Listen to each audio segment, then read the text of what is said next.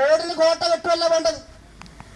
ഇപ്പൊ പല യുവജന സംഘടനകളും റോഡിന് കോട്ടയും ചങ്ങലയും കെട്ടും. കടപ്പുറത്ത് ഒരു പ്ലാസ്റ്റിക് ഒരു സഞ്ചി ബാഗ് എടുക്കുക, കടപ്പുറം പോയി കോട്ട കെട്ടുക.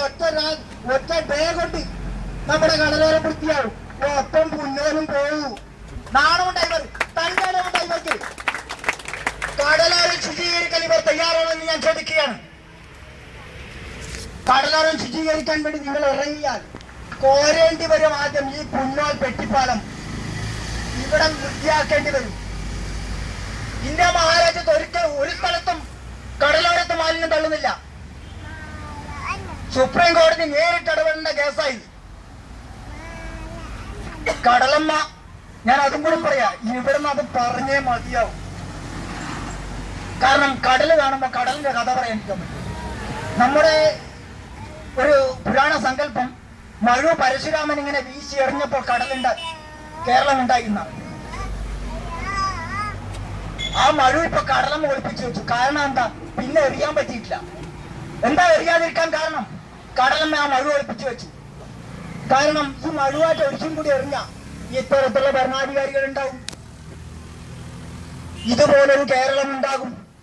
ഇതുപോലെ പെട്ടിപ്പാലം ഉണ്ടാവും, ചേലോറ ഉണ്ടാവും, വളപ്പിച്ചാലി ഉണ്ടാവും, മൂരിക്കോവൽ ഉണ്ടാവും, ഞെളിയമ്പറമ്പുണ്ടാവും. ഇതൊക്കെ ഉണ്ടാവും. അപ്പൊ കടലമ്മ അത് കണ്ടുകൊണ്ട് തന്നെ മഴ ഒളിപ്പിച്ചു വെച്ചു. പിന്നെ ഇതുപോലെ KTDC ഉണ്ടാകും. ഇതെല്ലാം ഉണ്ടാകുന്നത് കടലമ്മ സഹിക്കുമോ? ഈ കടലമ്മക്ക് വേണ്ടി നമുക്ക് പ്രാർത്ഥിക്കാം. അതിനുവേണ്ടിയാണ് നമ്മൾ സമരം ചെയ്യുന്നത്. ധാരണയുണ്ട് ഇവർക്ക്. ഇവരുടെ ധാരണ എന്ന് പറഞ്ഞാൽ നമുക്ക് ജീവിക്കാൻ വേണ്ടി മാത്രമാണെന്നാണ്. അതിലുപരിയായി ഞങ്ങൾ ചിന്തിക്കുന്നുണ്ട് കടലമ്മയെ പറ്റി. കടലിലേക്കാണ് മാലിന്യം ഒഴുക്കുന്നത്.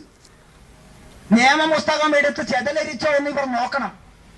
പഴയ ഹൈക്കോടതിയുടെ കടലാസുകളൊക്കെ ചെതലരിച്ചു പോയെന്നവർ എടുത്തു നോക്കട്ടെ. എടുത്ത് പഠിക്കൂ. അക്ഷരം പഠിച്ചിട്ടില്ലേ? അധികാരിയായ അക്ഷരം മറന്നു പോകുമോ? നമ്മൾ 1942 ബ്രിട്ടീഷുകാരോട് പറഞ്ഞ ഒറ്റ ലൈനാ. എന്താ ഒറ്റ ലൈൻ? അന്നത്തെ 10,000 ലക്ഷക്കണക്കിന് സ്വാതന്ത്ര്യ സമര സേനാനികൾ ഒത്തുകൂടി ആ പ്രസംഗത്തിൽ പറഞ്ഞത്, ബ്രിട്ടീഷുകാർ ഇന്ത്യ വിടുക. ഇത്രയും ആൾക്കാർ ആ സമരത്തിൽ ദീർഘമായ പ്രസംഗം കേൾക്കാൻ പറ്റുമെന്ന്, ഗാന്ധിജിയുടെയൊക്കെ ദീർഘമായ പ്രസംഗം കേൾക്കാൻ പറ്റുമെന്ന് തടിച്ചുകൂടിയ 10,000 ലക്ഷക്കണക്കിന് ജനങ്ങളോട് സാക്ഷി നിർത്തി അന്നത്തെ കോൺഗ്രസ് സമ്മേളനം ഒരൊറ്റ പ്രമേയം വായിച്ചു, ബ്രിട്ടീഷുകാർ ഇന്ത്യ വിടുക. ഞങ്ങളിതേ വായിക്കുന്നുള്ളൂ. പുന്നോലിൽ മാലിന്യം വേണ്ടേ വേണ്ട. ഇതൊരൊറ്റ ലൈനാണ്. അവസാനത്തെ താക്കീത്താണ്. അവസാനത്തെ താക്കീത്ത് മാലിന്യം ഇവിടെ വേണ്ടേ വേണ്ട. ആ ക്വിറ്റ് ഇന്ത്യ സമരം എന്ന് ക്വിറ്റ് ഇന്ത്യ. അതുപോലെ തന്നെ ഇവിടെ മാലിന്യം വേണ്ട. എല്ലാ സമരഭടന്മാർക്കും എന്റെ അഭിവാദ്യങ്ങൾ.